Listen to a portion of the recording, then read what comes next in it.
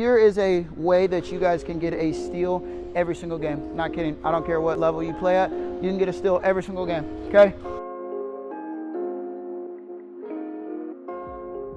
Yo, what's going on YouTube? Welcome back to our channel, guys. If you guys are new, make sure you hit that subscribe button, turn on those post notifications so you don't miss a video. Okay, we are trying to reach 10K subscribers by the end of the year. So go ahead and pause this video. Make sure you go ahead and hit that subscribe button and join the G2G family. We appreciate the support so much. All right, guys, so something fun for this video. We're gonna have a little basketball put somewhere in this video. If you can find the basketball, screenshot it and then send it to my Instagram at glorytogodbasketball, then we will send you guys a prize if you're the first person to find it and send it to us. So just a little fun way to get you guys involved. All right, today we're gonna be taking you guys through a full passing, defense, and how to get out of traps workout, okay?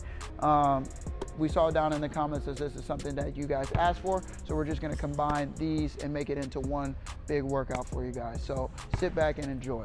Here, so first we're gonna talk about defense, okay?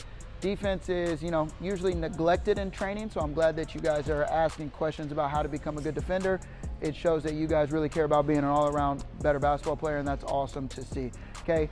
Defense really comes down to being smart. Okay, that's like the main thing that I would say, and then foot speed and athleticism, which you guys can work on with lane slide drills, lane to lane slide drills, which are, we have a lot of defensive drills in our 30-day program, if you guys are interested, but really just working on your foot speed, okay? All right, so one specific thing that's gonna make you better at guarding on ball, okay? So when your guy's in a triple threat and you're on defense, okay? I'm not gonna tell you how your stance has to be because every team is different, right? Some will force baseline, some will force middle, okay? But what I see commonly that young players make mistakes on is, say there are guys in triple threat and they're in a defensive position, that anytime that there's a fake, so if the offensive guy gives a jab or a step out or a shot fake, the first initial reaction for most of that, especially on jabs, is to move with the ball, move with the hips, because you're moving laterally because you're thinking that's where he's going. Okay, most important thing that you want to do here is anytime that offensive player moves in a direction, you never want to go lateral, because the moment that you move laterally and jump, you've just given this guy a straight angle or an angle to the basket. Okay, but here, when he gives a jab, if I just hop straight back, now I'm in front of him. So say he gives a jab and rips back to his left, if I hop back on his jab and he goes, I'm just in a quick position to cut him off immediately, versus if I jumped left, now he's there, now I'm having to try to meet and play, and now we're just, behind versus in front. So a drill that you guys can work on, super simple, is just starting from that block, running, closing out, getting into a defense stance, and just work on hopping back and then creeping back forward in case he shoots, right? So it's just a quick hop back, and then I'm sliding back forward, always staying down in his stance, okay? Depending on what team you play for and where your coach tells you to force, so right, if you guys force middle, obviously your left foot will be up, force baseline, other sides up, okay? So that's just a drill that you guys can work on, really focusing on not getting beat on the drive, but still being able to close out on the shot. Here is a way that you guys can get a steal every single game. Not kidding, I don't care what level you play at, you can get a steal every single game, okay? When you're playing in a game and you're guarding when you're guarding your guy, okay, I need you to find out which hand he is, because then he's gonna have a weak hand, right? So if he's right-handed like I am, his left hand's gonna be his weak hand, okay? So when you're playing defense, I want you to force him into his weak hand, okay? And then I want you to get him into one of these secondary defenders, AKA the sideline, okay? I want you to force him play in such a way where you keep him out of this middle third and you get to force him towards a sideline, okay? Once he gets to the sideline, okay, you're going to cut him off. 99% of the time when people get cut off against an aggressive defender, right, they do a spin move. They go right here and they keep that ball and they spin move off and change direction. Very rarely when someone's super close on their body do they go behind the back, because they're scared it's gonna get poked out. Same with cross, same with between. They always do a spin so they can keep their body protected, okay?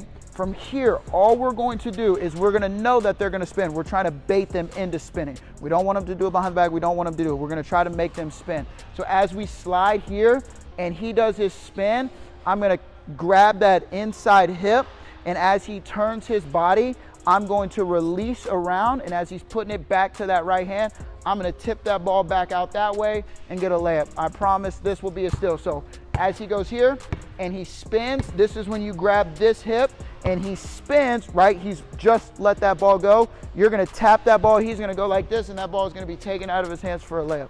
So that's a defensive, you know, little trick that you guys can use to get more steals. All right, here we're gonna work on passing, okay? All we're gonna do, being a really good passer, okay, is just one, being able to pick the ball up clean with one hand and being able to pick the ball up clean with two hands and then being accurate, okay? So a lot of times we're gonna be dribbling the ball, okay? So the first one, all I want us to work on is a right hand pound dribble. We'll pick the ball up with two hands. We wanna step that same side foot and we're gonna fire it at the wall. Obviously, if you have a passer or a partner, you can work on passing it to them and making sure you hit their hands, okay? But you wanna see how clean and fast that I can get that ball into two hands and then step and snap it. Same thing if I'm dribbling with my left, boom, I'm just grabbing that ball with my right hand, stepping my left and firing an accurate pass, okay? Make sure that follow through goes all the way down.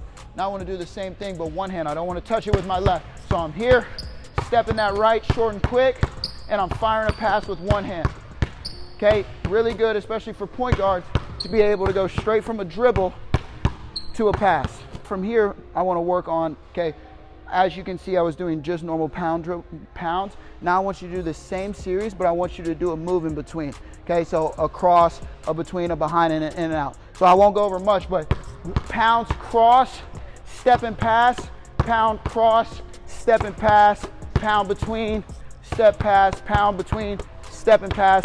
Same thing with behind the backs, and then same thing, do it with one hand, okay? So all you're working on is being able to pass from a between, pass from a cross, pass from a behind, pass from an in and out.